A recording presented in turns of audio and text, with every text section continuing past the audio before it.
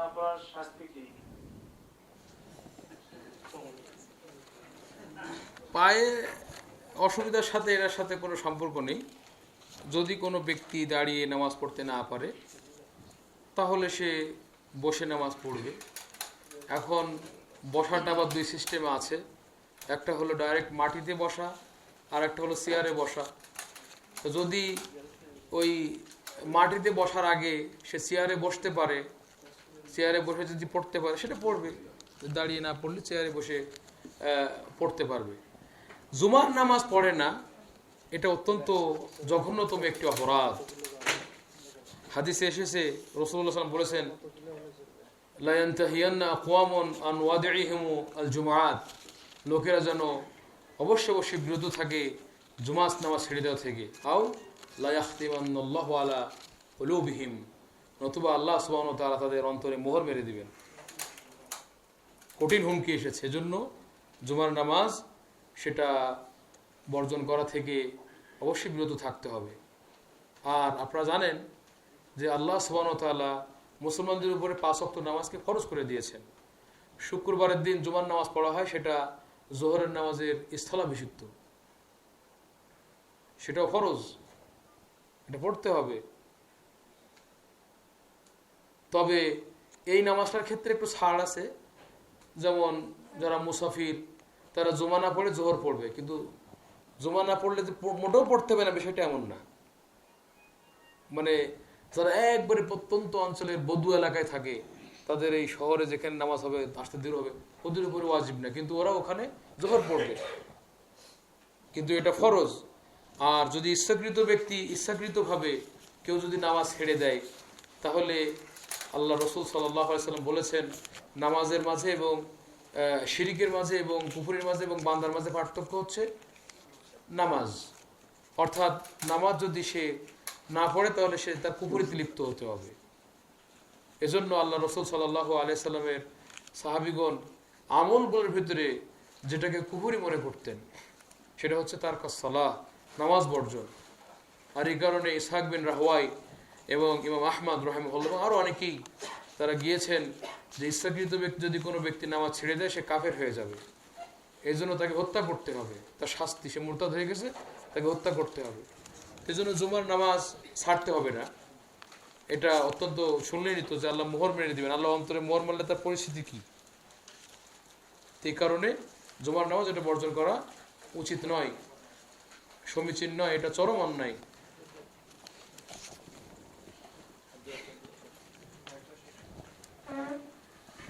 কত কিলোমিটার দূরে গেলে কসর চলবে? এটা এই বিষয়ে এই সমস্ত প্রশ্ন হলো চরম ইজতিহাদি মাসালা। এখানে আহলুস সুন্নাহ ওয়াল জামায়াতের যারা আলেম তারা বিভিন্ন মতামত দিয়েছেন। যেমন সৌদি আরবের আলেম ওলামাদের মত হলো যে 80 কিলোমিটার যেতে হবে, 80 কিলোমিটার যাওয়া যদি হয় তাহলে সেখানে আপনি কসর করবেন। কিন্তু আমাদের যারা আহলুল হাদিস, এক্ষেত্রে শাইখুল ইসলাম ইবনে তাইমিয়া রাহিমাহুল্লাহ যেটা মত দিয়েছেন, আসলে এই ক্ষেত্রে ওরকম নির্ধারিত নেই, কিন্তু যেটাকে ওই সমাজের ওরফ প্রচলন রয়েছে যে এতদূর গেলে এটাকে সফর বলা হচ্ছে, এতদূর গেলে আমাদের সমাজের লোকেরা এটাকে সফর মনে করে, ওই পরিমাণ গেলে সেখানে কসর করতে পারবে। এই হচ্ছে এটার উত্তর, এবং আমি মনে করি এটাই সঠিক। কারণ এই বিষয়ে অনেক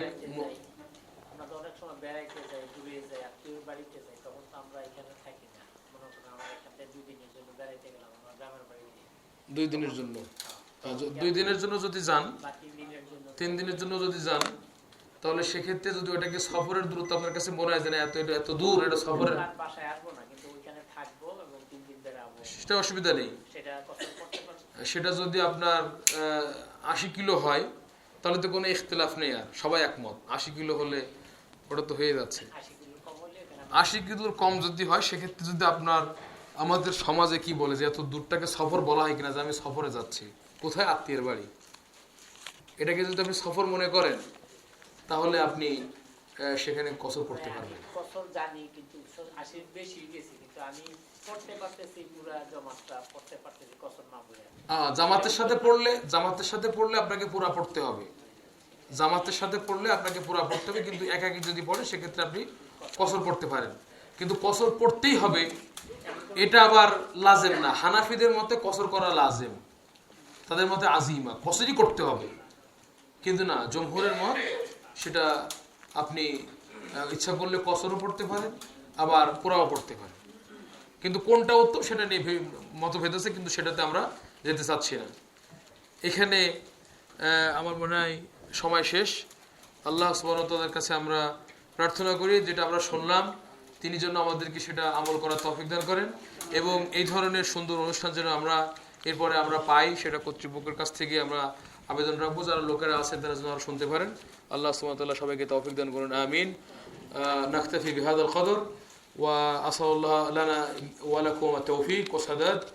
আসসালামু আলাইকুম ওয়া রাহমাতুল্লাহি ওয়া বারাকাতুহু। যাত্রাবাড়ি জমিয়ত সুবহান আহলে হাদিস বাংলাদেশ কর্তৃক আয়োজিত আজকের এই মাসিক আলোচনা সভার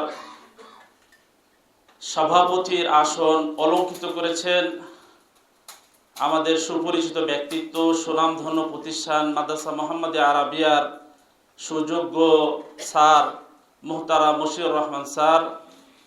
আজকের এই আলোচনা সভার আলোচক যিনি ছিলেন, যিনি বিশিষ্ট আলেমে দ্বীন, শিক্ষাবিদ, গবেষক এবং মদিনা ইসলামিক ইউনিভার্সিটি থেকে সর্বোচ্চ ডিগ্রি অর্জনকারী ফদিলাতুশ শাইখ মুহতারাম মুফতি আব্দুর রউফ মাদানী হাফিজাহুল্লাহ, এবং আরও উপস্থিত রয়েছেন যাত্রাবাড়ি সুবহান শাখার বিভিন্ন স্তরের নেতৃবৃন্দু এবং আমার সামনে উপস্থিত দিন দরদি মুসলিম ভাতৃবৃন্দু, সকলকে আন্তরিক মুবারকবাদ এবং শুভেচ্ছা জানাচ্ছি যে আপনারা ধৈর্য সহকারে এই প্রোগ্রাম উপভোগ করেছেন।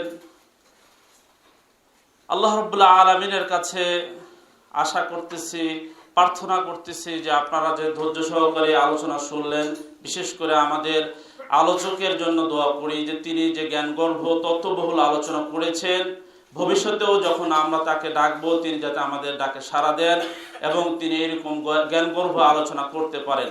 আল্লাহ রাব্বুল আলামিন আমাদের আলোচককে হায়াতে তাইয়্যিবা দান করুন, আমিন। সেই সাথে আপনাদের কৃতজ্ঞতা জানাচ্ছি যে আপনারা ধৈর্য সহকারে অনেক ব্যস্ততার মাঝেও আপনারা সময় দিয়েছেন। আল্লাহ রাব্বুল আলামিন আপনাদের এই সময়কে আল্লাহ রাব্বুল আলামিন কবুল এবং মঞ্জুর করুন এবং উত্তম প্রতিদান দান করুন, আল্লাহুম্মা আমিন।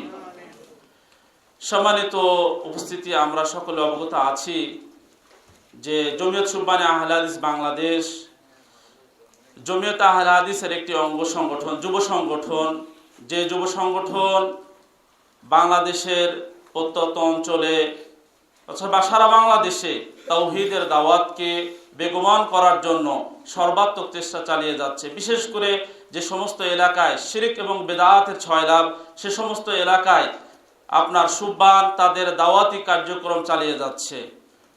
গত 2 মাসে সুবহান যাতে সারা বাংলাদেশে দাওয়াতি কার্যক্রম করতে পারে, এই জন্য সেই গত 2 মাসকে শাখা গঠনের মাস হিসাবে আপনার ঘোষণা দেওয়া হয়েছিল। সেখানে আলহামদুলিল্লাহ প্রায় 141টি নতুন এবং পুরাতন শাখা পুনর্ভাবে আপনার গঠিত হয়েছে, আলহামদুলিল্লাহ। তো আপনারা যারা এখানে এসেছেন, আপনাদের এলাকায় যেখানে আপনার সুবহান অর্থাৎ যুবকদের কোনো সংগঠন এখনো গড়ে ওঠেনি, আপনারা আমাদের সঙ্গে যোগাযোগ করবেন। ইনশাআল্লাহ আমরা সে সমস্ত জায়গায় যাতে সুবহানের শাখা গঠন করতে পারি সেদিকে আমরা ইনশাআল্লাহ চেষ্টা করব। আর আমাদের স্যার বলেছেন আপনাদের সন্তানদেরকে আপনারা এই যুব সংগঠনের সঙ্গে সম্পৃক্ত করবেন, কারণ আজকে যদি আপনারা আপনাদের সন্তানদেরকে এই যুব সংগঠনের সঙ্গে যদি আপনার যুব সমাজের সাথে যদি আমাদের যে যুব সংগঠন সুবহানের সাথে যদি সম্পৃক্ত করেন, তাহলে তারা তাওহীদ শিখবে, শিরক বেদাত থেকে তারা মুক্ত হবে এবং তারা মাদকের ছয়লাভ থেকে তারা কিভাবে নিষ্কৃতি পাবে। এই জন্য আপনারা আপনাদের সন্তানদেরকে এই যুব সংগঠনের সাথে আপনারা সম্পৃক্ত করবেন ইনশাআল্লাহ। সম্মানিত উপস্থিতি, আমাদের সম্মানিত আলোচক তিনি আল-আমর বিল মারুফ ওয়ান নাহই আনিল মুনকারের গুরুত্ব এবং তাৎপর্য সম্পর্কে সুন্দরভাবে আলোচনা করেছেন। তো আমরা দাওয়াতি কাজের অংশ হিসাবে, এটা সুবহানের যে আপনার দাওয়াতি কাজের অংশ হিসাবে এটা আলোচনা সভা। তো আজান হয়ে গেছে, আমি আর আলোচনা বাড়াবো না।